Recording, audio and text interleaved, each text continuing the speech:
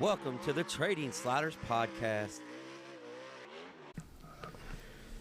Here we go, episode number 50 of the Trading Sliders Podcast. How's everybody doing out there? I'm Bobby Puckett. Here in studio with me is Kurt the Flash Bennett. What's going on, Flash? Not much, Bobby. Just enjoying this nice weather.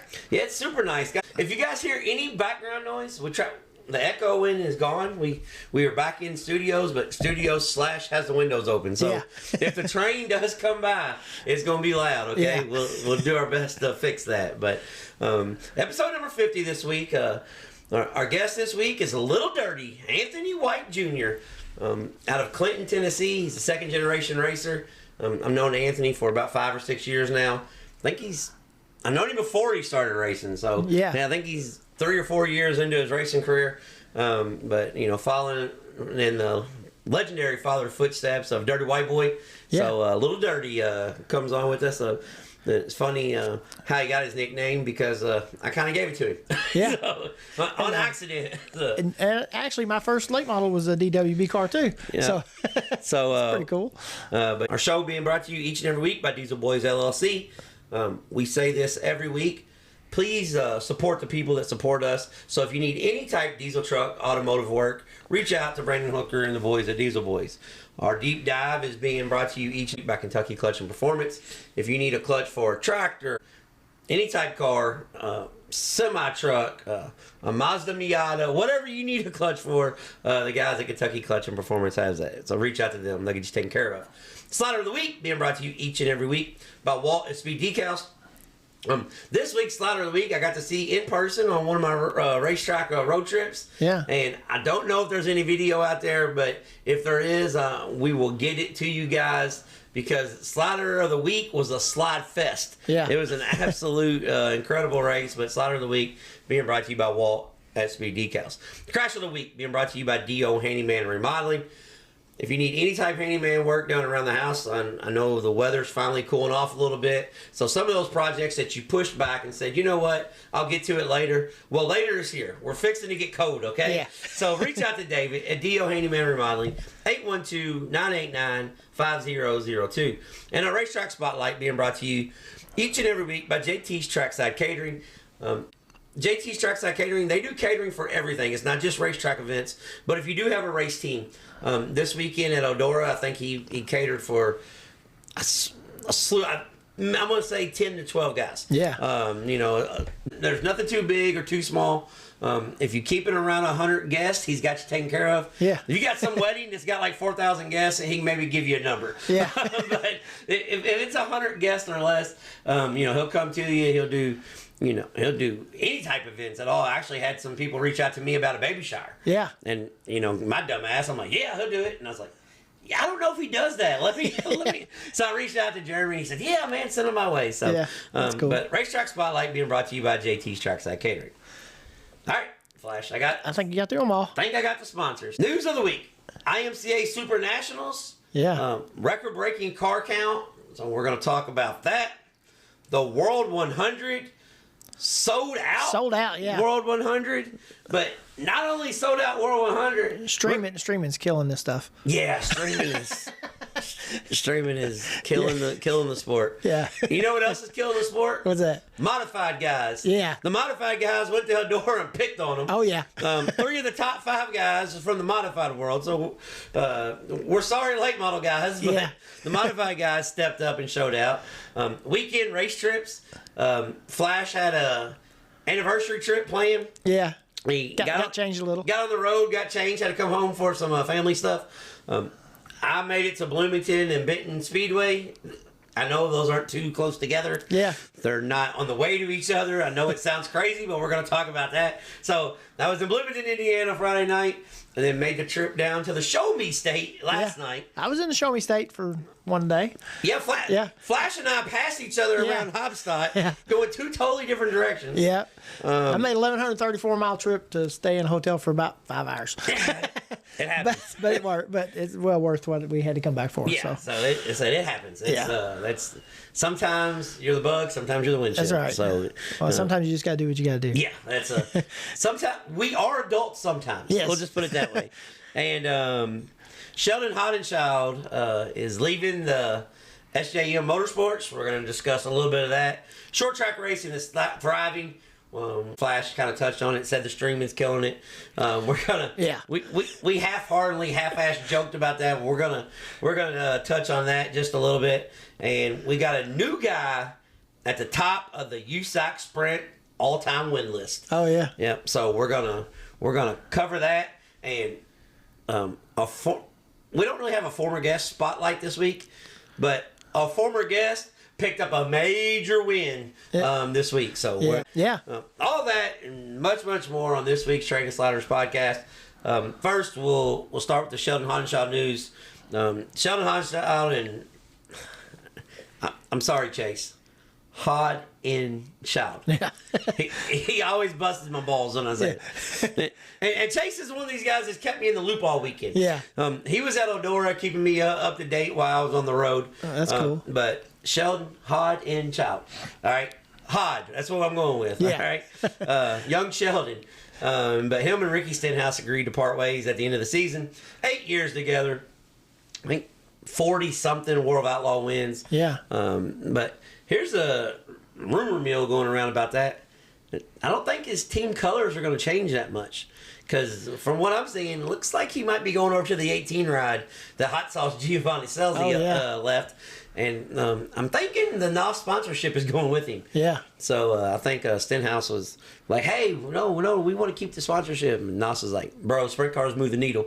Yeah. I mean, you just be glad you got a sponsorship in the Cup Series. But but all jokes aside, hate to see the run come to the end. But that means Haudenschild going to – he needed something new anyways, you can tell. Yeah. You can just tell when things get stale and – things just got stale. Yeah. And the positive thing is that, there's going to be another ultra competitive seat available. Right. So we'll see where the dominoes falls because once he leaves, somebody's going to fill the other seat. Yeah, somebody's going there. Well, when that somebody goes there, somebody left somewhere else. So big change up probably this winter. Yeah. Yeah. They talk about the silly season. Usually that shit happens like right before PRI. Yeah. Not like at the end of the middle. Well, we've had some in the middle of the season. Yeah. That's done, Well, these dudes got like 27 races left with the World of Outlaws. Yeah. Which I can understand, man, being on the World of Outlaw tour, how you just going to beat your head off the wall and want to quit mid-season and, fight your crew. I get all that. Yeah. I mean, they race every night of the week. The traveling circus. Yeah. I mean, it's just the road show that keeps going. I mean, they're out in California. Just a couple weeks ago, they were up in Minnesota. Yeah. I mean, they're out in California this weekend. So if you're running bad and you got to hang out with your crew for 1,400, 1,600, 2,500 mile drives. Yeah. I can see where you want to get the hell out of Dodge. Oh yeah. I can understand that. It's amazing how much they travel. I keep up with Wes now since I wasn't there to do the interview with Wes when you did it, but man, it's nuts. It's crazy how much he's traveling and stuff he's got to do, and just his logistics is what's cool to watch. Well, yeah, I mean, because he gets the truck breakdown, it's got to be fixed so he can get to the next place. Well, what's really crazy is, and if everybody, if you don't follow along, go and follow along Living Like Outlaws, Wes Irwin. He is a worldwide Wes. He does it all, but he's a guy that when I know race teams. They got it tough. I don't want to sound like that the T-shirt guys got it, but you know how much merchandise is sold at a World of Outlaw event? Oh, yeah. So he's picking stuff up in between every races back and forth because you go somewhere new, that trailer's empty. Yeah. They're selling out. So yep, exactly. The World of Outlaws, and that's going to kind of tie into our where we're going now with the short track. We're going to pull back the curtains, let everybody know how it works. Yeah. But short track racing right now is thriving. I mean, it is at the best that it's ever been. I mean, just this weekend alone, the World 100, the Super Nationals, the Tuscarora 50, the crowds. I mean, it's just crazy. The amount of crowd everywhere, the amount of cars that's participating, and the amount of T-shirt sales. I mean, just everywhere you go. I mean, it trickles down. Yeah. I like last night, I was in Benton, Missouri. And a national driver, regional/national driver, who we know from the Chili Bowl, but Joe B. Miller, he races around the country, and he was racing 20 minutes from home. They could not keep Joe B. Miller T-shirts in the trailer. Yeah. Because these guys haven't seen this kid for 3 or 4 years racing in his area. Right. So, I mean, just the amount of T-shirts being sold, the amount of merchandise, the amount of money that's being put into the sport. And then all these people bring money to the towns they come to, too, where the racetracks are. That's what a lot of people don't realize is these towns benefit from your weekly racing. Well, and your, funny story about that, Flash. So we're eating dinner. Well, we can talk about our race trip, but we're eating dinner at this little restaurant in this little town in Benton because you didn't have any options. You only had like 2 options. Right. But we're eating dinner, nice little restaurant, right there on the town square, right next to the jail. Yeah. And, of course, I'm kind of about half smart ass, so I'm joking with the lady there. I was like, we don't got to worry about being robbed. We're next to the jail. Yeah. And she's like, well, we've been robbed before. I was like, really? She's like, man, they don't care about us. They're always down the street. But she asked why we was in town for, and because I said I've never been. We've been in town, so we've never been here. What do you guys have? And she's like, you've never eaten here? I'm like, no, I'm in Benton, Missouri. No, I have not eaten. Now, see, I wish I knew the name of the restaurant. Vendulas, or it starts with a V. I don't know. Not a Mexican restaurant. There's only 2 of them, so it should be. Yeah, it should pop right up. Besides McDonald's, it's the other one, okay? But she goes, oh, I don't like that guy that owns that racetrack. No, because she asked why I was there and we said the racetrack. She goes, I don't like that guy. Then she goes in and tells me the story. And then she goes, but I'm not going to talk bad about nobody. It was just my personal experience with him. Yeah. And I said, all right. When she goes, how'd you guys find out about us? Me, I'm like, man, that guy at the racetrack told us to come down here and eat. So, but yeah, that's just kind of the way it happens. But now we was like, yeah, my wife Googled it, and you are on Google search, lady. Yeah. This is it. But short track racing is doing so good, and there is so much negativity about streaming. Yeah. That just absolutely drives me crazy, because I'm going to give you some positives and negatives about streaming, because as everybody knows that listens to this, we work for a series. Yeah. And we've been on the negative side just here recently. Yeah, just recently. So, but positive. Or let me make a suggestion. IMCA Super Nationals. It was streamed all week, wasn't it? Yeah. I don't think they had a problem with crowd. No. I mean, it was front stretch was sold out last night. General admission only, which means you're standing on a catwalk. Yeah. You don't mean you don't get a seat. I'm gonna tell you something. This year, the catwalk was not the safe place to be. No, we had 3 cars getting to it. Yeah. But I mean, boom, it was fine. Yeah. Eldora sold out. I mean, if you wanted to go up to Eldora yesterday, you had to watch in the ballroom. Yeah. They wouldn't even let nobody else in the gate. Fire Right. marshals were there. Yeah. Like, nope. I think Eldora had like 200 something people. A Sports Dome Saturday night crowd was hanging out watching it on TV in the ballroom. Yeah, the ballroom. So just to be part of the experience. Yeah. Guys, first off, I'm at a stage in my life where I'm not real crazy about the party crowd. Yeah. I go to the races for the race, for the event. I'm not there for the after party. Yeah. 15 years ago, after party all night long. That's me. Yeah. That's not me no more. I don't, I had some buddies, a bunch of our friends were like, yeah. How come you're not at the World? And I'm like, been there, done that. I've been to the World, I've been to the Dream, I've been to the King's Royal. Those aren't my cup of teas. Yeah. I love Eldora, and thank God for streaming. I can go back and watch it. But while you guys are doing that, I'm gonna go support other events, right? Because I'm a fan of all short track racing. Especially if anybody goes up against Eldora that weekend, because there's not a lot of tracks. Well, like I said, we went to. Well, I just little side note here. Me and my wife went on a anniversary trip, so we went to Branson, Missouri. So I was looking around for racetracks to go to, and Benton was about the only one running in. Other than Lucas Oil. Yeah. Everything else was closed. Everything else was closed. Yeah. So I said, just go ahead and book tickets for shows in. So that's what we was going to do. Yeah, but streaming has put our sport in a spot for it to be seen. For people to want to be a part of the sport. For people to want to be a part of the event. There's a lot of people that didn't know that Eldora had the ballroom, the concerts, the camping. Right. You know, if you're new to the sport, you don't know that. I talk to people all the time that has no idea that when a USAC sprint car race comes to town, yeah, it's a show. The campgrounds are full. The restaurants are full, and it's like that because of streaming. Oh yeah. Because our sport is out there with eyes on it. Now, I know there's racetracks that say, yeah, but we're not getting a kickback, we're losing money, people are staying home. If you have a good event, if your racetrack is ran in a professional manner, if you don't keep them there all night, yeah, if you make people feel like they get their money's worth, 90% of the people would rather be at the racetrack than watching at home. Yeah. So if you do your job, I promise you're benefiting from streaming. Yeah. Just like I went to Benton, Missouri Saturday night.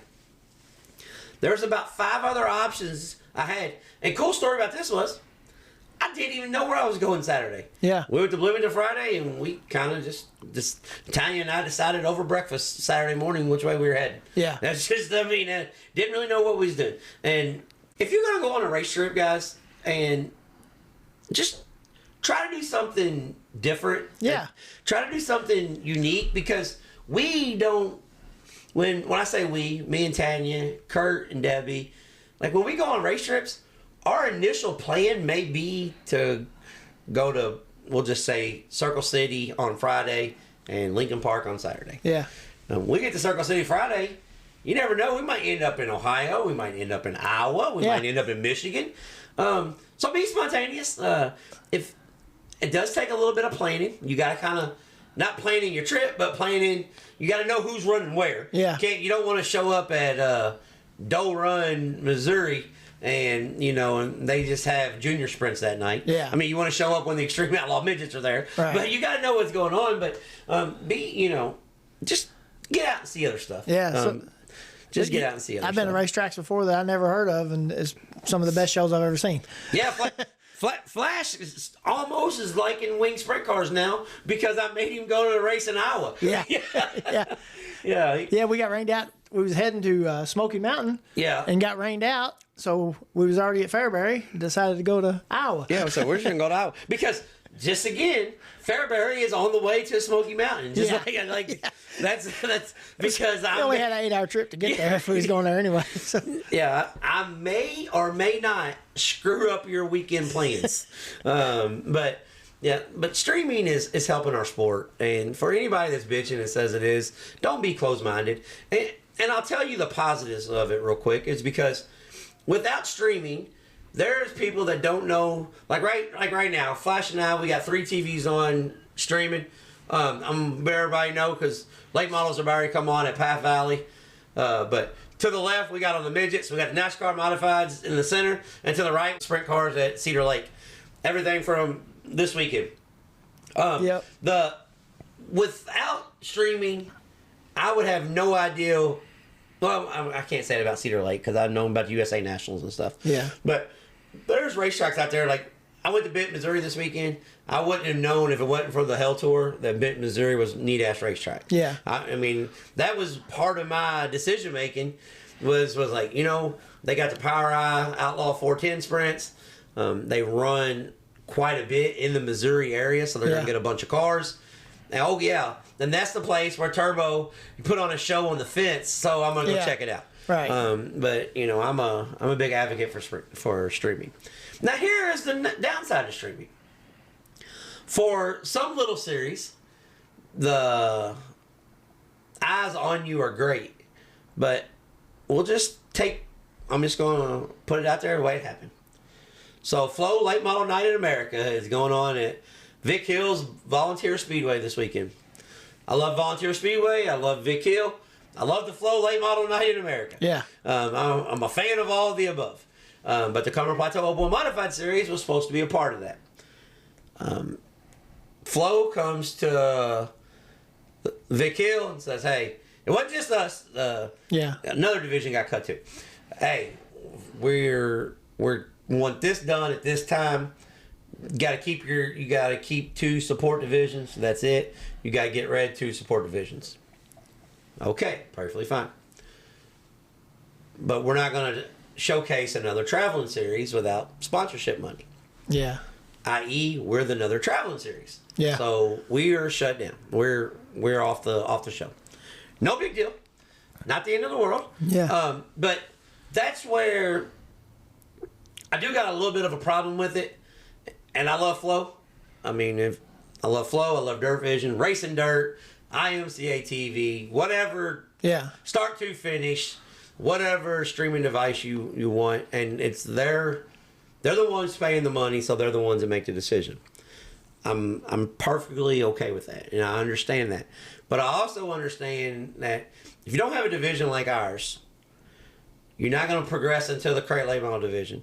Then you're not going to progress into the super late model division. Right. So eventually you're going to kill the sport with greed. Yeah. So I hope that Flow, Dirt Vision, first that they stop beefing, because there's another situation going on. Yeah. They're having a pissing match. I hope that's over with. But I hope the little guys don't get shut out of the sport in the process. Yeah. But with that being said, I understand the call. I understand, why it was done.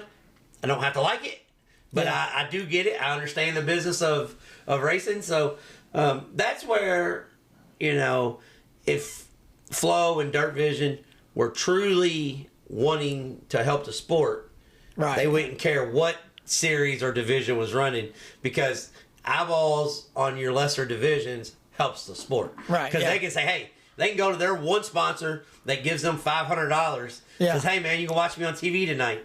And guess what? It's a good possibility that sponsor don't have your subscription, so you just made $150, $200 off them anyways. Yeah. Because they're going to get it to watch their drivers. So, right. Exactly. But that's just part of it. That's the way the cookie crumbles sometimes. Yeah. So if you are listening this week and you're in East Tennessee, because our interview this week is Lil Dirty, Anthony White. The Cumberland Plateau Oval Modifieds will not be at Volunteer Thursday, but the Flow Racing Night in America late models will. Yeah. So go check them out. It'll still be a good race. It'll still be a good race. Just a race I don't have to drive 6 hours to now. Yeah. I'm gonna watch it from my house because I don't have to make the trip, and I gotta be at work Friday. So moving on, first event of the weekend, the World 100, the granddaddy of them all. 104 cars show up.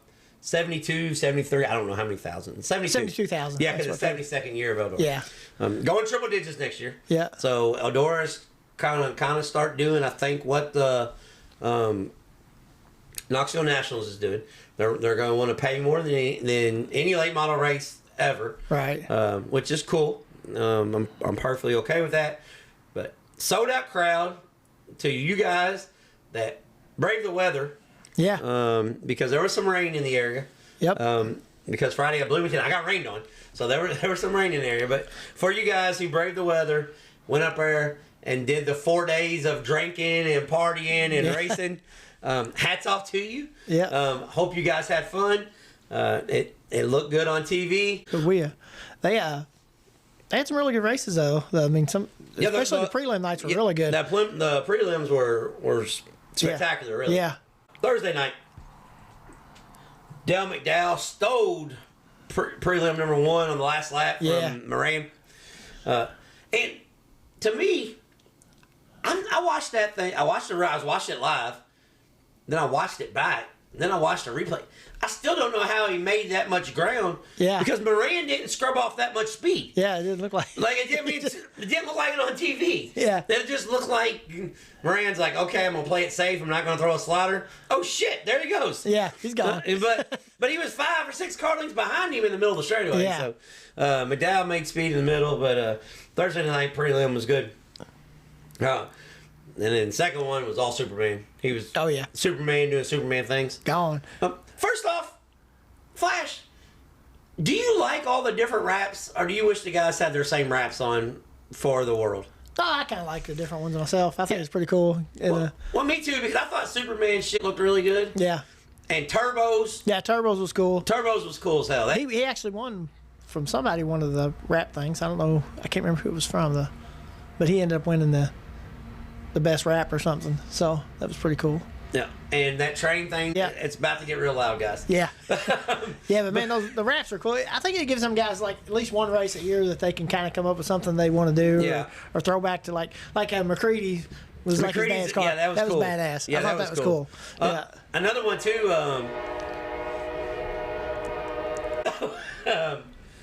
One thing. Did you see Clayton Stuckey's?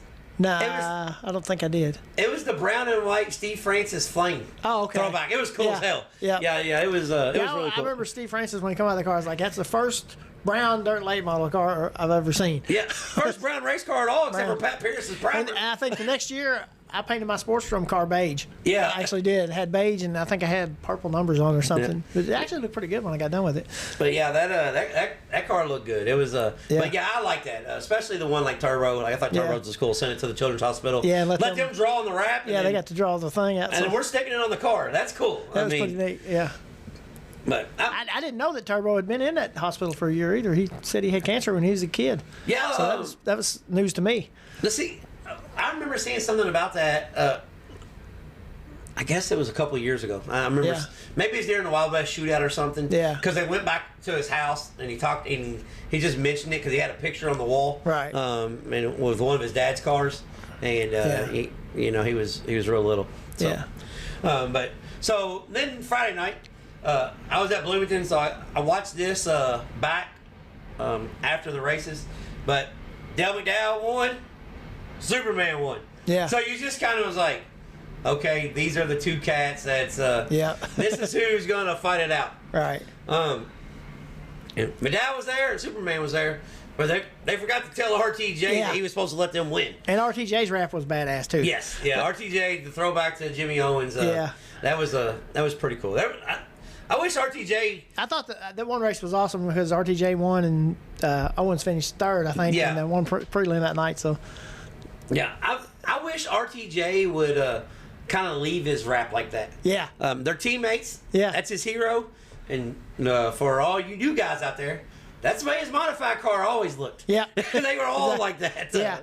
So, That's pretty cool. But yeah, RTJ took the win over Dale McDowell, Nick Hoffman, Turbo, and Ryan Gustin. Yeah. So 3 modified guys in the top 5 of the World 100. And a lot of people don't understand how good Ryan Gustin is. Oh, yeah. Ryan Gustin, a 2-time United States Modified Touring Champion. Nick Hoffman, a 3,912-time Summer National Champion. Yeah. Winning this UMP Modified driver in the last 10 years. Oh, yeah, definitely. And then RTJ was the former IMCA Super National Champion, USMTS win. I mean, if somebody took modified racing, make a career out of this, RTJ was I don't know if I would say the first guy, but he was probably the first guy that said, you know what, I'm going to make it out of sheer grit and determination. Right. But you got him and the other modified guy in the 8 car. Yeah. The high side tickler. Yeah, Kyle Strickler. He was another guy that took modified, but he took the blueprint of RTJ though. Yeah. He said, okay, man, this works. Yeah. We're gonna do this. But that's how the World 100 went. Shout out to the cat that won Saturday and Friday's 50-50. Yeah. There was over $100,000 50-50 ticket. Yeah. So that was a pretty neat deal. Yeah, that's pretty cool. Bad news for the weekend. I didn't win the Powerball. Yeah, I didn't either. No. So if I did, the show. Well, we still have the show. Yeah. But we'd be telling you about where the hell we was going. We would be trying to find a whole week worth of racing to go to. Yeah. So that's what went on at the World 100. IMCA Super Nationals. 1,156 drivers over the 1 week competed at Boone, Iowa, and boy did they compete all over the place. Dallin Murdy doing Dallin Murdy things. Passed 24 cars in a preliminary night to lock himself in. Just crazy how much racing goes on. I know we talked about this last week, but guys, you have to go to IMCA Super Nationals. Yeah. I was telling my buddy Robert. I ran into Robert last night in Benton. Yeah, that's cool. So that's good. So Robert was down in Benton because he just race chases too. I mean, but so I was telling him, he's like, no. I know you keep saying on the podcast that you gotta go to Boone. He said, but I can't do no 8 days. About 2 is my max. Yeah. I said, once you get there, you can do the 8. It's not that big of a deal. But if you can only do two, do two though. Yeah, because it's worth it. Yeah, yeah. If you can only do two, and you can pick any 2 days, it doesn't matter. Yeah. But if you're going to do it, do Thursday and Friday. Yeah. Or Wednesday, Thursday, so you have all the modified and stock car heat races together. Right. Tim Ward picked up the mods. That's his second IMCA Super National win. And the young driver out of Chelsea, Iowa, Jake McBurdy, picked up the stock cars. McBurdy also picked up the track championship this year at Marshalltown. So he's had a pretty good year. But Super Nationals stayed right up the road. Yeah. Right there in town. Yep. So that was pretty cool. Yeah. And USAC this week, I didn't get to see it, but since one of our former guests won, Briggs Danner picked up the win at Tri-City. And Justin Grant took win number 63 in the USAC National Sprint Cars. Top team, like we talked about a few weeks ago at the SmackDown. Yeah. When he tied Dave Darling, it was pretty cool. He got to have his picture taken with him. But Justin Grant took the win. Yeah. And he's the all-time USAC National Sprint Car career feature winner at 63, and Justin Grant is not slowing down anytime soon. So that's going to be. I never thought anybody would beat Dave Darling's record. Right. Yeah. That being said, I don't know if anybody's ever going to beat Justin Grant's record. Right. Yeah. Because Grant is in his prime. Yeah. He's still got plenty more to win. Yeah. I mean, how good is this dude? He's winning on a broken foot. Yeah. So exactly. And for people to understand, you brake with your left foot in a sprint car, you gas with your right. You can't use one foot. Yeah. His left foot is broke. So I know it's been well documented, but hat shake to Justin Grant for taking the win. I figured that'd be a good track for him too, though. That one, because it's a little more. You kind of roll in the corner a little better there, Not a whole lot of stopping. Yeah, it's not a whole lot. yeah. It's more stop and steer. Yeah, I don't know that. I was watching part of that though, man. They had that track juiced up for a while. It was. It was. It wasn't your normal Lucas Oil Speedway. Well, what I like about Lucas Oil, and I don't know who's running the show there. Yeah. Sprint cars come to town. It's hammer down. Yeah. Late models come to town. It's slick. Top to bottom, yeah. So they know what their product is. Right. Yeah. It ain't J Bob just going, well, damn. Yeah. That didn't work. Yeah. I don't know who's doing it, but they're doing it right. Yeah. It's not the guys from Weaver Valley. No, it's not it's not Mr. Weavers. Yeah. One thing though, if they pay attention to Facebook. Former guest of ours, Jack Slash, will tell you how to prep a sprint car track. Oh, yeah. Did you see his tirade the other night? No. Okay. Maybe it was Instagram. It was on. So Jack Slash pulls the, 15 F-bombs. Yeah. I guess he went to the races somewhere, and it was Huggy Po. Oh, yeah. Real slick. Yeah, that's not going to fly with him. No, he said, I'm paraphrasing this, okay? It's not effing rocket science. You GD MFers put a ton of effing water on it and let the MFers pack it in themselves. And if the P's don't want to race, they can load that shit up. Yeah. So maybe the guys at Lucas Oil was paying attention to Uncle Buck. Yeah. Because she was juiced up. Yeah. And I seen where the sprint cars had a wheel pack. Yeah. And I think everybody wanted to race. I don't think we had no P's going home. Yeah. So, but yeah, that's Uncle Buck was giving. If you got a sprint car series coming to your town, then you're usually not used to having sprint cars. Yeah. Uncle Buck, Sean Buckley, will tell you how to give him a call. He'll tell you. Yeah, he'll help you out. Yeah. And like he told the guys at Ventura, he'd even drive the damn water truck if you wanted to. Yeah, I'll really help you out. But yeah, so I like old Jack Slash. Yeah, Jack Slash. He's one of our peoples. Yeah. Oh, Flash! I done forgot our Dio Handyman Crash of the Week. Oh yeah. Yeah. So bouncing back to Eldora, heat race number 6. Oh yeah. Our buddy Jordan Kohler did not make any friends. I know he made a couple people mad, but he really made Rusty Schlenk mad. Rusty Schlenk, did you see this Facebook post? I didn't see it. Rusty Schlenk realized that his car needed a clip, and I think he was camping out at the racetrack. Yeah. So he went to turn 2, and his buddies were there. And I don't know if Rusty had a few brewskis, if he partaken in the Eldora party. But later that night, Rusty did what we probably shouldn't do once you've probably been drinking. I'm assuming he was drinking. Yeah.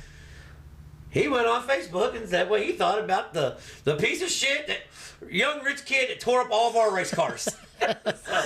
so Rusty Schlenk called out Jordan Kohler, Tyler Millwood. There's about 6 or 8 of them. Stuff all tore up. But in Jordan Kohler's defense, he was going for a transfer spot at the World 100. Yep. And he got a run and got to his door. So Riggs had a decision on the outside of him. Yeah. He could stayed in it and hope that the kid backed out, or he could have been the more mature one and said, you know what? This kid's probably going to really want to make the world, so I'm going to let him go. So that's not all on Jordan Kohler. Yeah. Did he wreck Riggs? Yes. Yeah. Did Rusty Schlenk have a reason to be upset? Yeah. Yeah. Yeah, he probably did. Did Tyler Millwood have a reason to be upset? Yeah. But Rusty Schlenk, I'm old enough to remember 10 years ago. Yeah. Rusty Schlenk would have made the same move, didn't make the same move, and Jeep Van Wormer tried to put knots on his head. Yeah. At the same racetrack. Yep.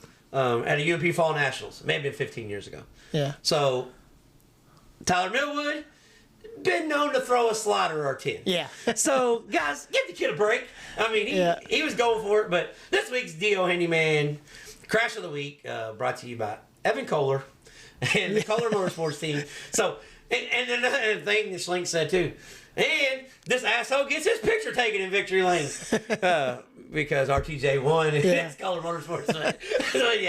So Schlenk, he wasn't very happy with Kohler, but that's part of it. Yeah. So, all right. So on to this weekend's race trips. Friday night, Tanya and I made the trip up to Bloomington Speedway for the Huntley Memorial. 37 IMCA Race Saver 305s, 24 410 non-wing cars. Final points night of the season at Bloomington Speedway. Final race night of the season at Bloomington Speedway. First off, Andy Bradley at Bloomington Speedway could have been a crash of the week as well. Yeah. The owner of Bloomington Speedway took a nasty one. He decided he was going to blow off some steam and go racing. And he was starting on the pole of the B main. And right rear to left front equaled right front digging in. And around he went. Going for a ride. End over end, upside down. But everybody was okay. But first off, Bloomington Speedway, from the way the season started out with a new dirt and the rock fiasco. Yeah. And those guys just absolutely busting their ass. There has not been a better racetrack that I've been to all year than Bloomington Speedway Friday night. Yeah. Did it have a few rocks in it still? Yeah. Did it have a little bit of rough stuff, chop coming off too? Yes. But that's why the racing was so good. Not the rocks. I mean, they're trying to get the rocks out. They're doing their damnedest. And, guys, it's a slow process. Oh, yeah. But trust me, those dudes are working around the clock. Yeah. They're doing a lot more for their racetrack than 90% of the people do for racetracks around the country. Take that, not from a fan, but from somebody who goes to racetracks every week and works at half of the places he goes. Yeah. I know what goes on behind the scenes. I know what goes on in front of the scene. I know how the whole shebang works. And the guys at Bloomington Speedway are doing a hell of a job. But the racetrack was slick with a monster, I'm talking 14, 16-inch cushion. Yeah. But it had patchy, like it'd be slick on entry, little patch of moisture here. Because it was dewy and cool. So the moisture was coming back up. So when the night started, it blew dust. Like the first cars on the racetrack blew dust. Yeah. I'll be honest, I was kind of skeptical. I was like, oh, man. Yeah. I was like, because the last time we were there for a wing sprint car race, they had too much moisture. Yeah. I know it's crazy me saying that, but they did have a little bit too much moisture. Yeah. So I thought, man, they laid back a little bit. But turns out, I know nothing. Yeah. They know everything. The track was absolutely perfect.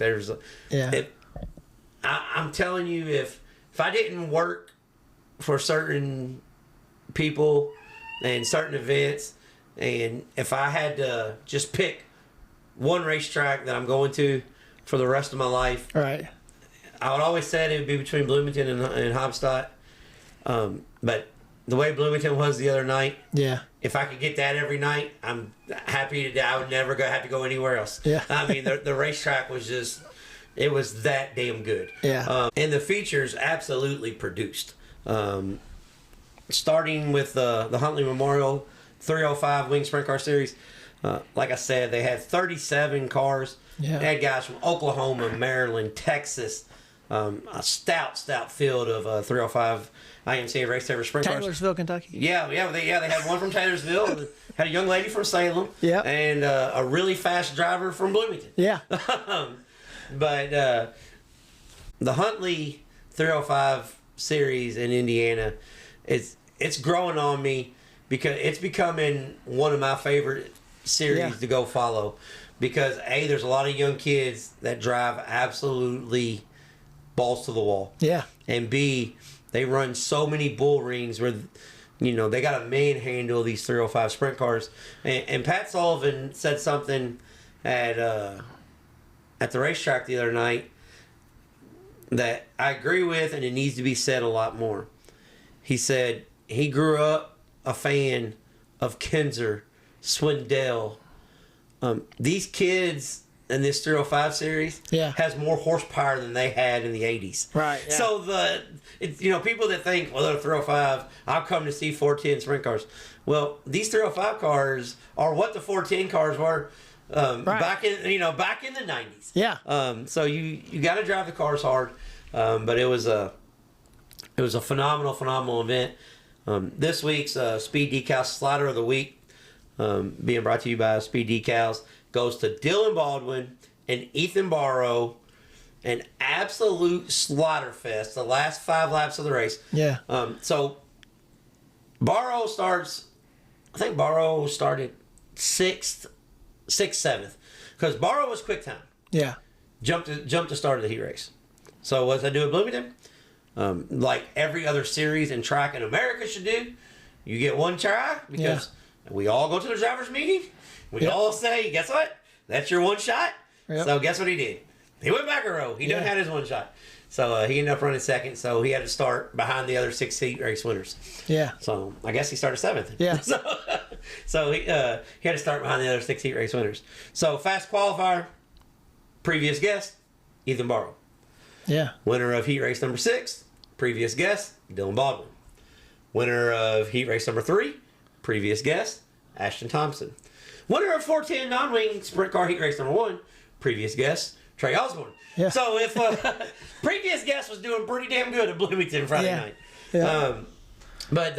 So Baldwin has about a half-track lead. Caution comes out with 5 to go. Actually, caution came out with about 12 to go. Caution comes out 12 to go. They do a true double file restart. Okay. Leader starts next to you. Yeah. So Baldwin takes off. By this time, Burrow's he's in like 3rd. So Burrow gets around. Baldwin has like a half-track lead in like 6 laps. Yeah. Because Burrow and Welch they're throwing bombs on each other. Yeah. Dylan Welch, he's cutting down, and it's like, all right, it's over. Well, caution comes out 5 to go. Anything 5 and under, single file restart. So they go in turn 1, and Dylan has been ripping, just absolute destroying the cushion. Yeah. Just like trying to see if the Purple Mafia is going to hold up. Yeah. I mean, just absolutely destroying the cushion. The guy that doesn't like running the cushion. Yeah, don't like running the cushion. Yeah. He wants to be slick on the bottom. Yeah. Ethan Barrow, guy that loves running the cushion, Yeah. was huggy pulling around the tires, gaining 10 car lengths a lap. Yeah. I don't know. I don't know why or how, but Baldwin is just ripping the cushion. So they go back green. They go in turn 1. Baldwin rips the cushion. Barrow goes underneath him. Clears him coming off 2. Down the backstretch. No.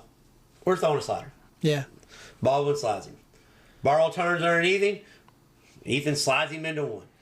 Dylan turns underneath him. Slides him into 3. Coming off 4. Ethan turns down the track. Gets a run, but he can't clear him. So Dylan goes into like about a half defense mode. Yeah. Just kind of opens up his entry in the middle. Ethan rips the top, turns back down him, going into 3. So this time, Baldwin just rips the top, and it just rips around him. So they're coming to the white flag. Yeah. So they're coming to the white flag. And Ethan, if he would have just stuck the bottom, he probably wins the race. Yeah. But he slides him. He slides Dylan because he's trying to break his momentum. Yeah. Momentum did not break. Dylan Baldwin he's like a video game. Barrow slides him. He turns back under him. And what's he do? He slow rolls the bottom in 3 and 4. Now, there's no slider move. Yeah. So Ethan just gasses it up about mid-turn, hits the cushion, and loses by about half car length. Oh, man. But, I mean, I thought for sure that he was going to slide himself so he couldn't get slid. Yeah. And Barrow had him set up. If he slid himself, it was over. Yeah. I mean, it was all she wrote, but didn't get that far because and Dylan Baldwin, he's a race car driver, man. That kid can flat out wheel a race car. And I seen Ethan Saturday before we left the racetrack, and I said, hey man, it's a good race. And he goes, yeah. He goes, I was trying to break his momentum, and we're talking. He goes, yeah, that kid's gonna be pretty good. I'm glad he's not gonna be running these things for too much longer. But yeah. So Dylan Baldwin, I mean, just absolute manhandled race car. But man, the racetrack was perfect. Yeah, it was just absolutely perfect. And then the 410 non-wing feature. Zach Pretorius, I'm just going to go out on a limb and say this. This kid, if it's got a cushion, yeah, he's going to the front. If it don't have a cushion, he's still got a little bit to work on. Yeah. But if it's got a cushion, he's going, huh? He's going. He was the same guy that during USAC Sprint Week that left the ballpark at Circle City on the cushion. Oh, yeah. I mean, if it's got a cushion, the right rear is going on the fence. Yep. But yeah, he half-tracked him. Trey Osborne got second. Jordan Kinzer got third. Harley Burns had the lead. Pretoria started 5th. Burns started outside pole. Harley Burns had a half track and had a flat. Had to go to the pits and he worked his way all the way back. Actually, he worked his way all the way back up to 3rd. Yeah. Going for 2nd on the last lap, and I think he ended up in 5th. But was that the last race for the Road to Tulsa thing, or was that? No, that's the last race for the track championship there. But there's still a couple more at Paragon. Oh, okay. They had one Saturday, and I think there's one more at Paragon. Yeah. But track championship went to Ethan Barrow in the sprint in the IMCA Race Savers. Heartbreak Hotel for Ryan Tusing. He had a 9-point lead and broke a mag needle. Oh, man. And he was actually in front of Ethan at the time and he broke. Yeah. So that was in a heat race, and he just, car was done, and he left early, and I seen where he said that, I guess I seen that Saturday. He's just retired now. Oh, yeah. What better way to go out than have a race car with no engine? So motor broke, but he retired. So I think he's been talking about it all year. Said he really, really was wanting the Bloomington track championship, but no, it didn't happen. And in the non-wing sprint cars, the Bull Tomahawk took the track championship. And Tomahawk is currently leading the points at Lincoln Park Speedway too. So really? That's cool. There's a chance for a double down for the Bulls. So that's I think they got a couple more races left there too. So he's already a 3 or 4 time Lincoln Park Speedway track champion. So I'm just gonna say the Bulls pretty good at driving sprint cars. Even if Flash is walking in front of him in the pits. It's like I hadn't really paid no attention to him until this year, but man, he's. That kid's good. Yeah, he's a wheel man. And one other thing too about Bloomington Speedway. Hats off to the race car drivers that was there and the fans, because Saturday morning we rode through the pits, turned around, went up, looked at the racetrack before I left. Guess what, Flash? 4 pieces of trash in the pits. That's it. Oh yeah. 2 trash bags were tied up and left at the end, but I counted. 4 pieces, there was but there was 1 sprint car tire, and I'm not gonna guess whose it was, but I'm pretty sure I know who it was, because it was laid next to the concession stand. Yeah. So, that's speculation. I don't want to, but I probably know who it was. The man came off a blue and green car. Yeah. And rightfully being upset, I get it. But there was 4 pieces of trash in the racetrack. Yeah.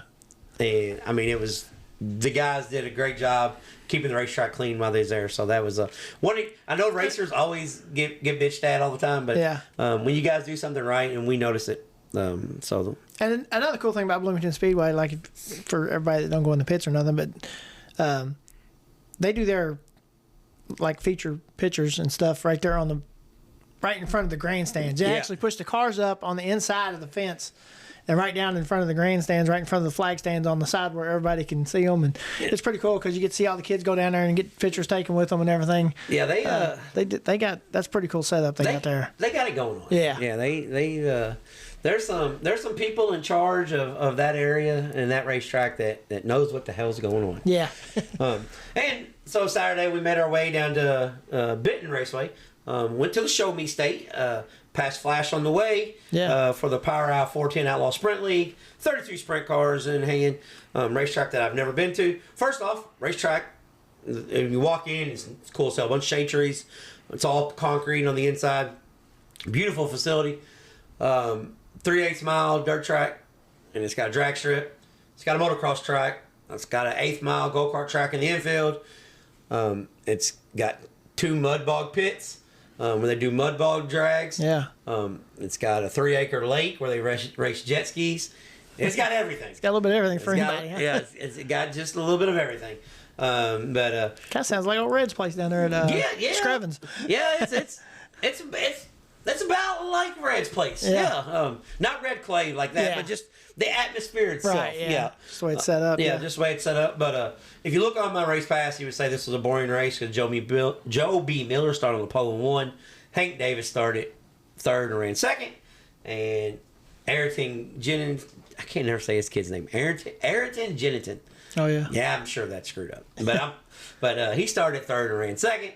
Or started fourth and ran third. So you look on there and you say, it wasn't a very good race.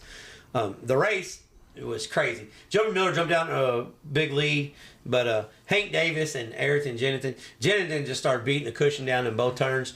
Threw 3 or 4 sliders on Davis. Davis was slow rolling the bottom. 4th place running. Check this name out, Flash. Slamming Sammy Swindell. Oh, yeah. Was running 4th, running around the bottom. Just excellent race. They got into traffic and they were dicing it up. And it went from green to checker, 25 laps. Yeah. No caution, no rubber. I mean, ripping the fence on the bottom, trading sliders every position. But as they were coming to the white flag, I thought it was 30 laps. They came out. I thought the flagman waved the white flag, but I wasn't 100% for sure because I was watching. Because Hank Davis was all over Joby Miller, like he done caught him, and Miller was behind lap traffic, and so they're coming off turn number 4, and Ayrton Jennington is ripping the top. He's gaining on both of them, and Davis is underneath him, and Miller sees him, and so he's going into defense mode because my dumbass, they come across the line.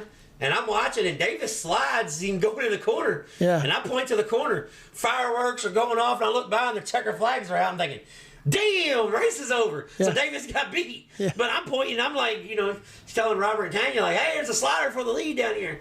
But they're looking to the left because evidently they're paying attention. Yeah. They're watching the rest of the finish. Yeah. I'm watching the cool-down lap. Yeah. Joby Miller took the win over Hank Davis and Ayrton Jennington. Super nice racetrack, well-run show. Definitely be back. Just a tick over 4 hours, 15 minutes from here. Yeah. Not bad at all. Little fun fact about that place, though. When you're coming home, you cross the Mississippi, then make a hook at where the Mississippi and Ohio comes together, and then drive right back across the Ohio. Huh. So you drive onto like the Mississippi-Ohio Island. I don't know what it's called. Yeah. It's Illinois. Right between the two. It's in Illinois where the hook is. It's cool as hell. Yeah. So you come across, you're kind of like on a bridge for like 6 miles. Yeah. But you run across a little island in between it. That's pretty neat. So that's pretty neat. But overall, good trip. And the B-Mod race, Bailey Cook took the win. But I just want to give a shout out to the number 11 of Brent Smith out of Rutherford, Tennessee. This kid has absolutely no fear whatsoever. Flash, he's beating down the top. Started 5th. He watched Turbo there, didn't he? Yeah. He started 5th, got to 2nd, took the lead. Caution came out. Oh, man. Back to 2nd. They get going. It's like 5 laps left. He goes to the top, beats down, goes to the top. Caution comes out on the white flag lap as he took the lead again. Oh, man. 1 lap shootout. I don't know. I guess he decided, I know this dude knows I'm going to the top. Yeah. I done passed him on the top twice. So he goes to the bottom in 1 and 2 on the restart to follow the leader. I guess he was trying to stay behind him and hoping that the leader moved up. Yeah. You know what I'm saying? Right. Well, the dude in 3rd, 4th, and 5th said, "You're a fool," and just ripped around him. He ended up in 5th. And they ripped around him on the top side. But it was a hell of a... But he drove a hell of a 14 laps. Yeah. His last lap on the 15th lap, it just didn't do it. So, but overall, good fun time, fun trip. Yeah. So, but that's how the weekend went. So we're gonna get off here and listen to Lil Dirty out of Clinton, Tennessee, and then come back with upcoming events and this week's Racetrack Spotlight. It's time for the Trading Sliders Deep Dives presented by Kentucky Clutch and Performance. Here we go, Trading Sliders Deep Dive, sitting down with the son of a legend. Does that ever get old? No, I just always know him as Dad, but everybody tells me how good he used to be, but especially when I was little. I remember a few big wins, but nothing crazy really. Out of Clinton, Tennessee, he just picked up a major $5,000 win limited late model race this past weekend, or it'll be a couple weeks when we get on this, but I know he's going to get mad when I tell him this nickname, because it's Lil Dirty to me, because that's what I gave him. I gave him that nickname back in high school, and we're going to talk about that. But Anthony White Jr., thanks for coming on, man. I appreciate you having me. First off, I always start off with the tough question to break the ice, but I've known you long enough that I can just go ahead and say it. How badass is it to race with your dad every week? It's pretty cool, but I mean, you race beside each other every night, and it's your dad. You don't want to step on no toes or nothing like that, but you also want to win, so it has its ups and downs, but I enjoy it though. Yeah, did your mom ever tell you, hey, take it easy on Dad, or did you ever tell Dad, hey, what the hell are you doing? Why'd you run over him? Yeah, Mom's kind of on my side, so. So, a funny backstory about Anthony. We met, hell, I guess when did you graduate high school? The winter of 22, so. So I guess it's been about, it was probably the 2020 ish. So everybody knows on this show that I coach high school basketball, and we're taking a bus. We're at basketball camp, and there's this little chubby boy that gets on the bus in front of me, sits down, and he's pouting. And so I kind of just give him a little shit, give him a little hard time, and ask him where he's from, and he goes, "I'm from a little town that you never heard of." And I said, "Try me." And he said, "Clinton, Tennessee." And I said, "No, that's where Dirty White Boy's from. He big bug eyes. That's my dad." So it's a funny story how we met and stayed in contact over the years, running each other at the racetrack. But following your career, hold on a second. What is that? You see us doing something? Then what are you doing?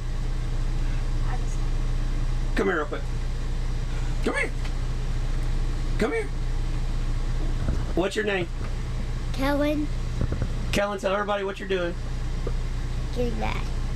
He's getting mad. All right, go back to getting mad. He's throwing stuff here in the toter. He's trying to make something for his sissy, okay? And we're interrupting him, so we're sorry, Kellen, okay? Are we good to keep going? All right, I just want to double check. All right, so that's the gist of how the Trading Sliders podcast works. But growing up in a racing family, I know you played sports throughout high school. Was your goal always to race, or was it, I'm going to get through sports? Because you act like you was a pretty good football player, supposedly a pretty good basketball player. I watched you hoop one day. I hope you was better at football than basketball. But what was your plans growing up? No, I kind of just played basketball just to kind of keep me in shape, but I wanted to. All my life I worked out. I was wanting to go play football in college, but I ended up messing my knee up in high school, so I missed my junior year. Came back that basketball season, messed my knee up again, so I was like, man, screw this. And then, so my dream was always to play college football, but God had different plans for me, so I got in a Thunder car. I got hurt, and Dad was like, hey, you want to go racing? Because I always wanted to race. You're like, hell yeah, I want to go racing. On the racetrack. And No, so he said, you want to go race? And I was like, yeah. And Mom wasn't really a fan of it at first, so we go to Mountain View, and I mean, the car wasn't no good, I wasn't no good. We was just out there having fun. And so I'm running like 4th or 3rd or something like that, or maybe I was running 4th, about to pass for 3rd. Well, I'm like, oh man, I've got the hang of it now. I've ran 13 laps. I know what I'm doing.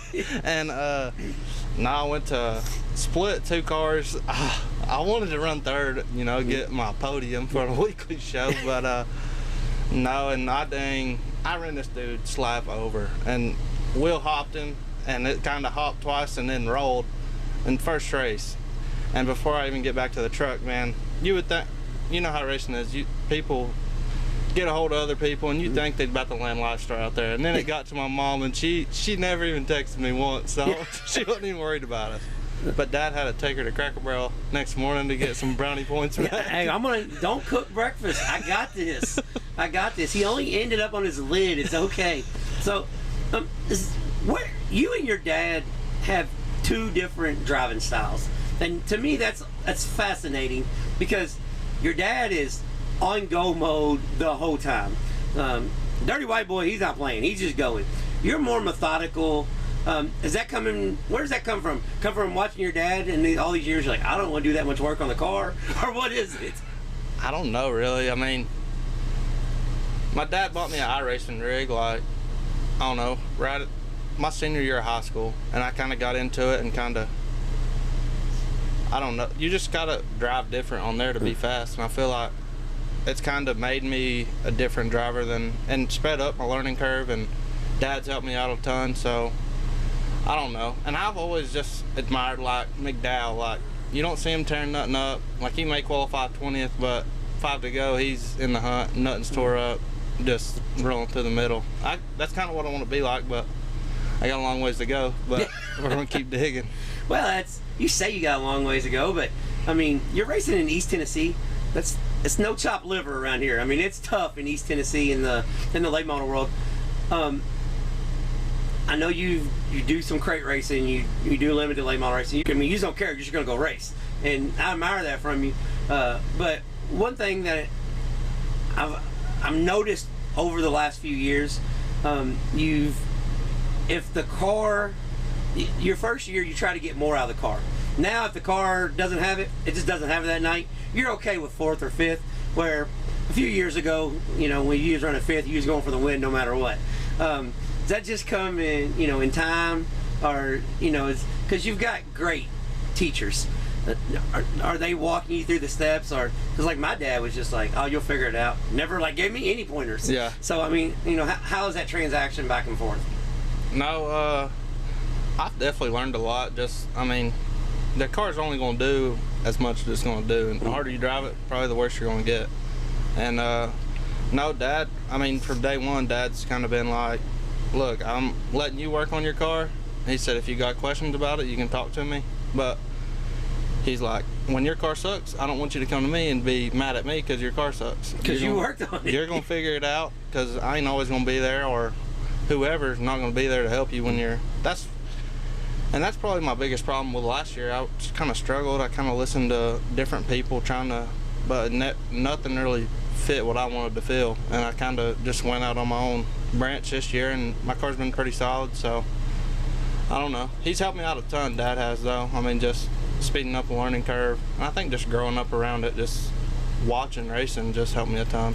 Well, a lot of people don't understand this that's listening to this. When you say growing up around it, like, you literally grew up around it. Your dad had a race shop, you guys built race cars, he promoted a racetrack, you ran a racetrack. I mean, we're sitting here at Wartburg right now. How many times have you weed-eated these hills, cut this grass, rode around here? You know what I'm saying? Like, yeah. You grew up at this place. So, you know, a lot of people say, I grew up at the racetrack. But you literally grew up at the racetrack. So you kind of get a better appreciation for it, don't you? Yeah. Yeah, I mean, you know how Facebook and everything is. I mean, everyone bashes places when it ain't, you know, on the money every night. But some things you can't control. I mean, one night it may be wide open, rough. I mean, whatever Mother Nature gives you. I try not to bash anybody or any tracks or nothing, because I know what they put into it. Well, I mean, just like you know, I went up a few weeks ago and picked up rocks out of Bloomington Speedway because they had a rock problem, and Kurt and I, and they had about 40 people. They had a rock party, they called it. It was like 150 degrees. It was terrible, but it's one of my favorite racetracks in the country, and the people were bashing it on Facebook, and I said, man, these people do their best. They put new dirt on it, and the dirt wasn't sifted right, had rocks. Okay, it happens. It's just part of it. But everybody's always got a bitch, but nobody's got a solution, do they? No. I mean, the people that show up on Saturday, I mean, that's not what goes into racing. I mean, from the racers to people promoting, and I know like right here at Wartburg, Libby, Raymond's wife, she works her tail off here all throughout the week, and I mean, it just sucks seeing people show up, and I mean, they're giving you a place to race. I mean, there's too many tracks closing to be bashing everybody. So you said you're an iRacing guy. How much video, because I know like you guys have a ton of resources at your hands. How much video do you watch of you racing other races and try to learn? Or do you shut off in the evening and it's like, hey, I've been in the garage, I raced last weekend, Tuesday night, I'm not turning on flow, I'm going and out bowling, I'm going to hang out with my friends? Or do you eat it, sleep it, breathe it? You know, how are you? About every time Flo has a race or Dirt Vision, late model race, I've never really got into sprint cars, but like when shut up! What me and you was talking about, I mean, I watched 410s one time at Charlotte, and it was probably the top 5 race that I've watched. But I've never really, I mean, sprint car racing in East Tennessee, I mean, yes, they don't really go together. Sprint car racing. Yeah. But I just never really watched it. Midgets, but I mean, I think they're fun to drive. I drove them on iRacing and stuff like that, but I mean, I don't know. I just ain't been into sprint car. I mean, coming from down south, I mean, sprint cars are unheard of really down here. Yeah, I'll give you, because you guys got 19 late model divisions. Yeah. Yeah, that's ridiculous. I'm glad you said that. Let me ask you this. Being a guy that's in East Tennessee, and they got 35 different classes of late models, and you run all of them. You don't care. You run the crates, you run the limited. What do you think needs to happen to help not only East Tennessee, but all the South, the Southeast? We have to do something, because we've got 4 classes of late models with 15 cars. How come we can't have 2 classes with 30 in each? I mean, this may piss people off, but I think they should have 604s. 604s could be sportsman division, but you don't need 602s. I mean, just be 604s, have the limiteds. And limiteds are pretty solid around here. I mean, you put up a decent paying race, I mean, you have 30 of them, 30 good ones. And I don't know, I think there should just be 604s, limiteds, and then like the motor roll for sportsmen should just be straight 604s. Yeah. And that's what it should be.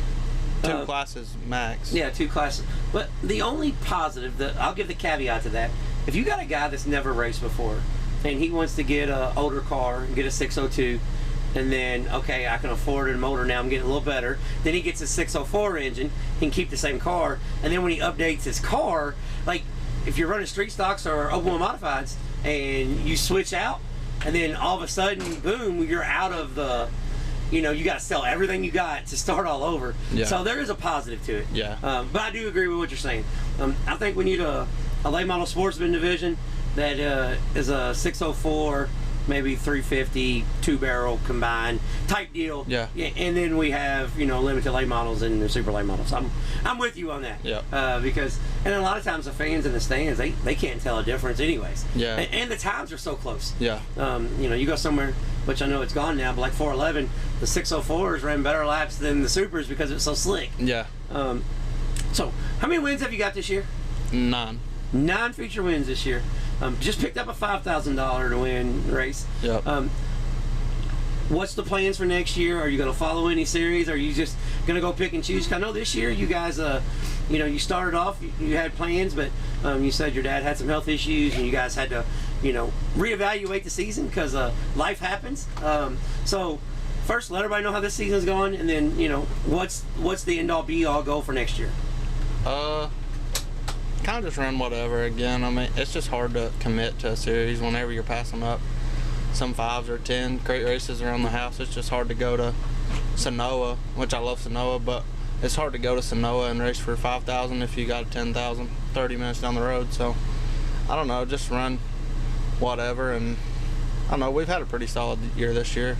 I ain't gonna say we set the world on fire, but we definitely got a car we can race with now, where last year we just struggled. But and yeah. You told me before we got on here, you know whose fault it was last year you struggling? It was yours, right? I mean, yeah. that's part of the learning curve. I think your dad is doing this the right way, because my dad was the same way. You'll figure it out. You'll learn it. My dad's, if this is our deal, I'll help you do anything in the garage. It doesn't matter. If you want to work till 3 in the morning, I'll help you. But if you get out here at 9, I'm getting out here at 9:20. Like, he's not gonna get there, get everything turned on. None of that. And that's the way our deal was. And it helped me over the years, because I was just like, you know, when I see these kids now, I'm like, man, they got people doing all the work for them and stuff. You don't appreciate it, and you don't learn, and it's easy to bitch if you don't appreciate if you're not doing the work. Yep. If you're doing the work, who the hell you gonna bitch at? Yeah, I mean, you're gonna get out. Mirror, yeah, get out. Damn, I suck. I mean, who you gonna yell at? Yeah. So I definitely think that's helped me a ton, just learning it myself and learning I mean, when I want to feel a certain thing, I ain't got to call my shot guy and say, hey, I need you to help me out.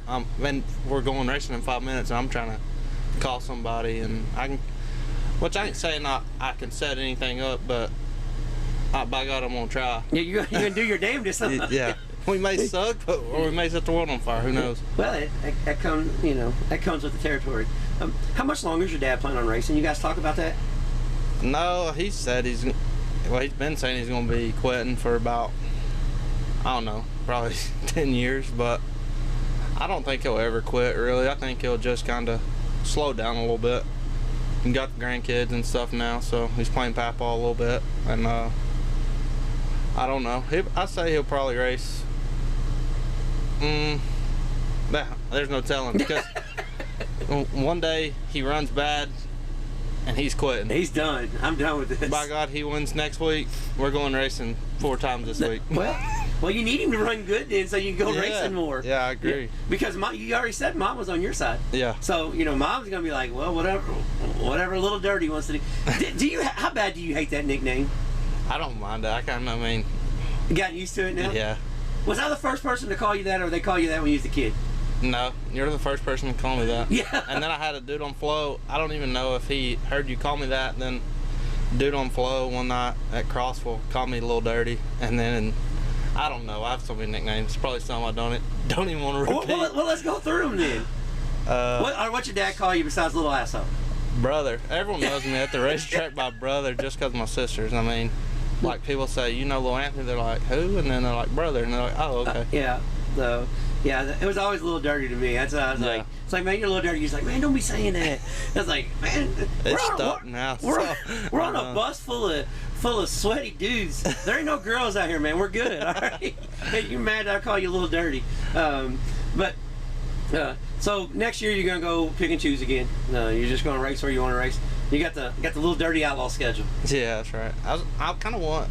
I mean, super motors are expensive, but I would like to get one and just get my feet wet while I'm still kind of young, so I'm not behind an 8-ball maybe whenever I'm 30. Young, how old are you? You're like 22, 23 now? 22. 22. You're getting big too, boy. Like, you been working out? I need to. Yeah.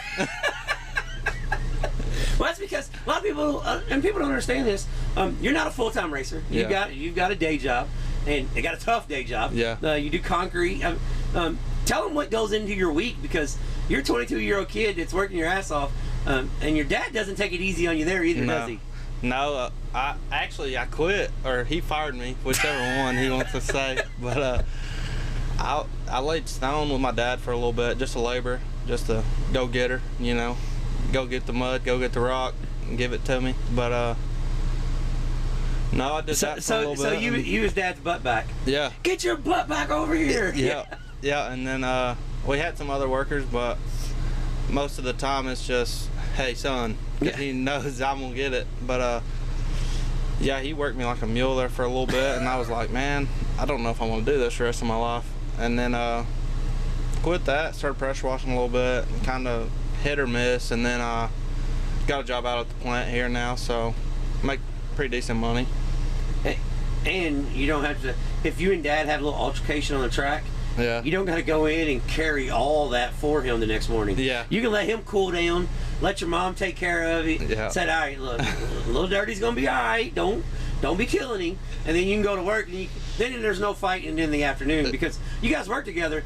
And I've had conversations with you before. It's carried over into the evening, hasn't it? Yeah.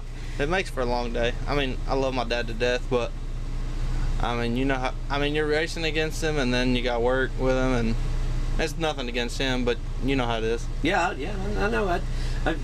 My old man, trust me, I get it. You're not saying nothing that I don't understand on that. When you said when we started, you know, it was just Dad. Does it still set in like when you pull into the racetrack and all these people come up and talk to your dad and you're like, hey man, I'm the one that won last week? Or do you just like, that's cool? Because we live in a microwave society now. A lot of people don't remember what happened 10, 15 years ago. Yeah. So No, it's definitely pretty cool, but I mean, I don't know. Some people love me and think I'm the best thing ever, which I'm definitely not, but they don't know you then, do they? No. And then I mean, you have them old heads that's like, oh, Dad's taking it easy on you, ain't he? And I'm like, hell no. You're like, hell no, I worked my ass off this week. But I'm just go with it. I'm like, yeah. Yeah, Dad took it easy on me. But what you didn't tell him was I put 2 turns in his right rear, took 2 out of mine before the feature, so he's gonna have to work for this one. Yeah. Yeah. You ever just sabotage your dad? Say, come on and get you some of this. No, usually it's so tough, man. We usually just try to help each other out. I mean, if I run a little better than him one week, he may be looking under my car through the week, but the same vice versa. I may be doing the same to his. So your dad looks under your car and goes, this son bitch didn't tell me he was packing the right front full. And you're like, well, you didn't ask. Yeah. But in the same token, he goes down and spanks you. You're kind of like, hold on, what'd you do this week? Yeah. Yeah. He's like, it's kind of it helps us out. I mean, you're not racing by yourself, but serious question. So you bounce ideas off each other. How different do you guys have your car set up? Because you have 2 different driving styles. Yeah. Do you guys go pretty much the same thing, or is just I'm gonna try my thing and he's stubborn. He's gonna do what he's always done. Yeah. And then tell you how you was wrong. So. Yeah. No, we hit on a little something earlier in the year, and we've kind of just been right there. He was sick, and we went to practice at Smoky Mountain, and we was pretty decent. And so we got back to the shop and we kind of worked on his car a little bit, and then not totally the same, but pretty damn close. And we just been kind of riding with that, and we'll do a little here and there. Just I guess more driver preference, but we're close. We're close. All right, well, that's good. Close enough that if you get beat, it's not the car, huh? Yeah. Yeah, that's always reassuring. 30 years. 30 years beat me. Yeah. 30 years of ripping around the place, and you got me out here running in the crumbs. Yeah. Yeah. The old guys definitely make it tough on us younger dudes. Young dudes make it tough on the old guys too, though. That's what I was about to say.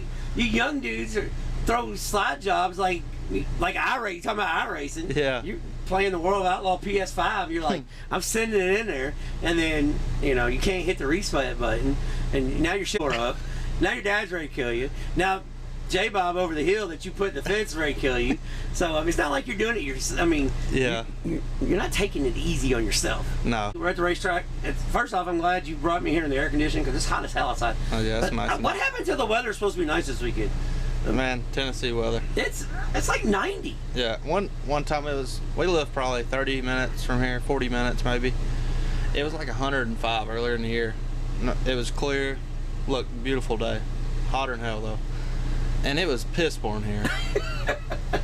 So he canceled, but I mean, hell, everyone was mad, but I mean, it monsooned here, and everywhere else it's just clear. And if you get a ton of rain here, you got a swimming pool out there with the banks. So yeah. Who helps you get up and down the road? I always put people on the spot, but who helps you get up and down the road? If he forgets you, it's my fault. And what was the little man's name? Kellen. And Kellen's fault, because Kellen left, and he could have looked at his shirt and let us know who the sponsor was. Yeah. But Kellen, he deuced on us. He was mad because I called him out, and he didn't know he was on a radio type thing. But who helps you get up and down the road?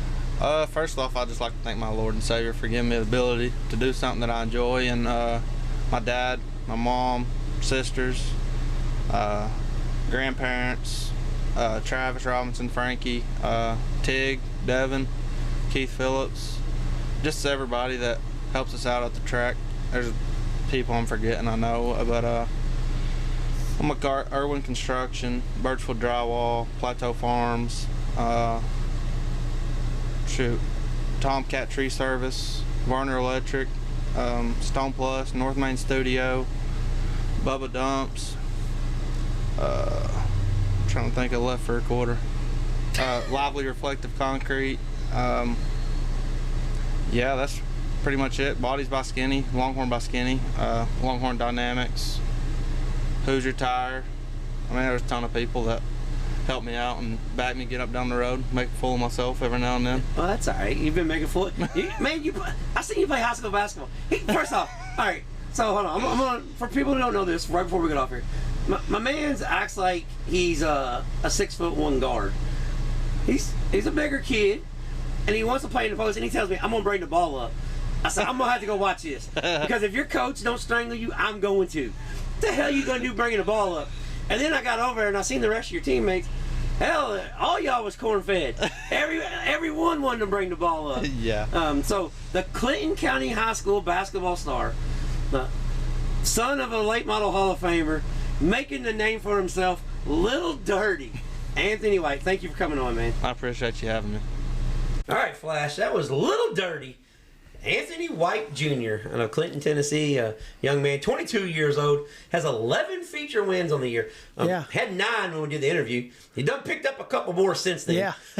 He probably would have picked up some more this weekend, but he was up hanging out at the World 100 all weekend. Right. But Anthony White Jr., fascinating story about his very first race that he ever raced. Him and his dad were trying to sneak. And so his mom didn't know he was racing, and he barrel rode down the backstretch at Mountain View Speedway, and mom got the phone call, and mom didn't even send him a text. He said he knew it was bad the next morning when he got up, and because when they got home, mom was in bed. Yeah. And the next morning when he got up, dad and mom was gone to Cracker Barrel so he could get some brownie points. He knew it was bad. Yeah. But yeah, Anthony White, good kid, man. Known him for a long time, and it's a funny story how we met. We talked about being at basketball camp, and I was kind of giving him shit. He was pouting on the bus, and a friendship was made over this great sport of dirt racing. But Anthony White, up and comer for sure. Got big shoes to fill. Yeah. Yeah. His dad is a badass in East Tennessee, to say the least. Yeah. Talking about East Tennessee, Anthony White talks about late model racing in East Tennessee and how tough it is, and you learn on the fly. Oh yeah. So one thing I like though about what Dirty White Boy's doing with Baby Boy is he won't work on his car and won't tell him no setup stuff. Yeah. Figure it out. If you find something faster than me, you better tell me. Yeah.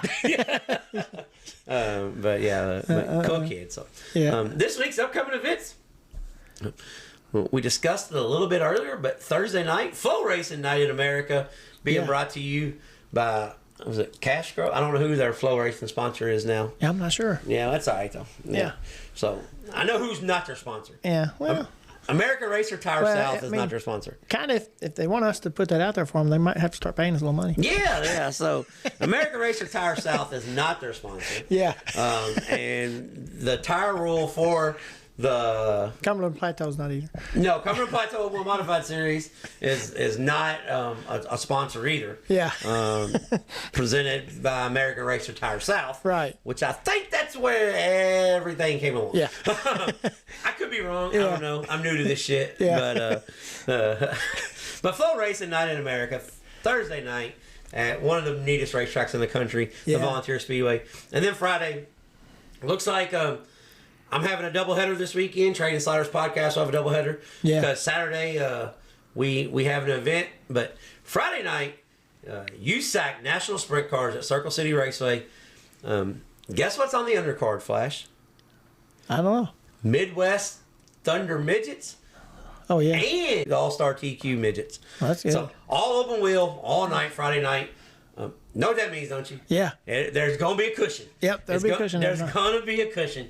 The D2 midgets and USAC National Sprint Cars always put on an excellent show at Circle City Raceway. So we got that Friday night. And then Friday night, this may or may not happen. It's throw a dart at the wall. It's possible. I don't know how probable. Yeah. But when things do go on at this racetrack, it's pretty badass. So the Southern Thunder Super Late Model Series is going to be, air quotes, at Crossville Raceway. Crossville Speedway. So I don't know if it'll happen or not, but if it does, it will be badass. Yeah, I guarantee it. Yeah, Crossville does not disappoint once you get to the track. Yeah. There is some disappointment beforehand. Yeah. Once you get there, it does not disappoint. That's one racetrack I have made laps on. So that's pretty cool. Yeah, Crossville's badass. It's a neat little racetrack. And World of Outlaw Sprint Cars Friday night is, you can watch this on Dirt Vision, Bakersfield Kern County Raceway. Yeah. They've actually got Bakersfield figured out. So it's one of those places that they needed to get it figured out. Yeah. They spent a ton of money. Yep. And it was not as good as the old Bakersfield. That's what I was going to say. I still miss the old Bakersfield. Yeah, it was not as good as the old Bakersfield. Yeah. But it is going in the right direction. I've seen some IMCA modified stuff a couple weeks ago, and they're going in the right direction. Friday night, also the Valvoline Ironman late models, $7,500 to win at the Hidden Hollow Speedway down in Kentucky. Yeah, it's in Kentucky. It's down by Wayland, Kentucky. Isom. Yeah, I couldn't think of the name. Chris Combs' hometown. Yeah. Hidden Hollow Speedway has a. Was that a racetrack or is this a brand new racetrack? No, it was the old Lucky 7 racetrack. Okay. Yeah. Not Mountain Motor. Right. Lucky 7. The one back in the coal mine. Right. Yeah. Yeah, it was. They've done a ton of work down there. So. Yeah. And this week's racetrack spotlight, being brought to you by JT's Trackside and Catering, is the Wartburg Speedway for the Southern All-Star Super Late Models. First time in 10 years, the Super Late Models are going to take on the high banks of the Wartburg Speedway. Yeah. Bad, fast, third mile. We were just there a few weeks ago. It's one of the most beautiful racetrack settings in all the country. Tier parking on the backstretch. Bring your pop-up chairs. Sit on the hillside. Racetrack food, A+. Oh, yeah. Definitely. If you get a cheeseburger or a fried bologna, ask for it all the way. Yep. All the way means you get lettuce, tomato, mayonnaise, cheese, onions, pickles, relish, and coleslaw. Yeah. That's all the way. I know it don't sound like it's ideal, but I promise you it is some good stuff. Yeah. And if you're heading down to Wartburg, Potter Falls Waterfalls, 2 miles from the racetrack. Take your wife, check out the waterfalls. Yeah. It's a beautiful, beautiful place right there outside the racetrack. So if you know there's waterfalls, you know waterfalls happen in the mountains. So you know the setting of the racetrack, the mountains are the backdrop. Yeah. But Wartburg Speedway. Yeah, it's a beautiful place. It's a beautiful place. It's really cool, all the tier parking, how many people show up to do that too. Yeah, 3 stories wide, 3 stories tall. Yeah. 3/4 of the way around the racetrack. Yeah. Tier parking. Kids bring the footballs, playing football, grills going on. The whole kabang. It's a good time at Wartburg Saturday night. And then Saturday night, the Cumberland Plateau Oval Modified Series will be at the Rockcastle Speedway there in Mount Vernon, Kentucky for the Sandy Adams Memorial. The Rock of Rockcastle, $3,500 to win for the Cumberland Plateau Oval Modified Series. Making our way down there. The Northern All-Star Late Models and Mods will be at the Ultra Bad Fast Lawrenceburg Speedway in Lawrenceburg, Indiana. And I think this may be the final points race for the Modified Series. Oh, yeah. I think the Late Models actually have 1 or 2 events left, but I think it might be the final points race for the Modified Series. I'm glad to see them get a couple more late model races at Lawrenceburg this year. Yeah, I think Lawrenceburg, the new guys there, they're trying a little bit of everything. Yeah. There may or may not be another traveling modified series race there next year. Yeah. So pay attention to that going forwards. Right. World Outlaw late models are at a pretty badass racetrack in Sonoya Raceway. Oh, yeah. Down in Sonoya, Georgia. Yep. So that's basically what's going on this weekend. Oh, and Saturday night after you go and check out everything you want to check out, the World of Outlaw Sprint Cars It's going down at Old Hangtown. Yeah. Placerville Speedway. So you'll be able to watch that one after you get home. Yeah, after you get home. Placerville Speedway, the World of Outlaw Sprint Cars on Dirt Vision. At one of the...